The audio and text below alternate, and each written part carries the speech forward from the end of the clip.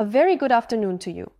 In some specific situations, a security guard may need to perform a manual registration of an employee's entry. For example, if an employee has accidentally forgotten their identification card, but for other functions to work correctly, such as time tracking, the entry still needs to be registered. Or if, due to certain settings, the employee was initially denied access by the system, but still needs to be authorized to enter. Sigur provides the option to grant access manually. Let's take a look at how this works. And first, let's consider a situation where the system denies an employee access. In the client program, go to the Monitoring tab. After an event of the Access Denied type is registered, right-click on this event. A drop-down menu will appear. Select the Allow Entry option from the menu. A new event, Access Granted, will automatically appear in the event window linked to this employee, and the access point will be unlocked for a single entry. After a successful entry is recorded, an event, Entry Registered, will be generated. This specific event is exactly the same as the one generated during a standard employee entry procedure. An alternative way to grant access and register entries is used when an employee is not in a position to present or provide their ID. For example, if they have misplaced, lost, or simply forgotten their pass. In this case, you can use the graphical plan interface instead. Select a monitoring view that includes the plan, for example, the standard view, plan, and list. The access point through which entry needs to be granted should be located on the plan.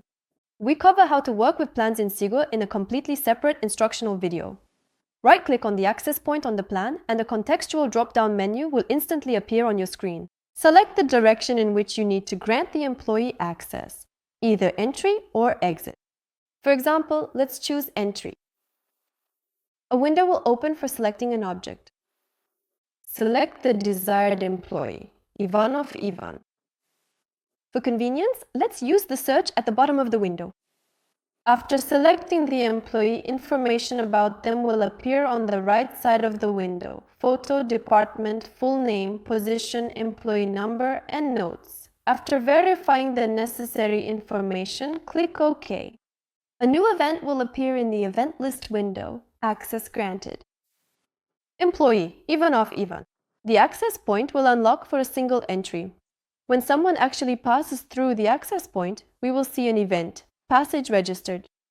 By making use of the graphical plan, you can also permit and authorize an anonymous individual single entry point in the required direction.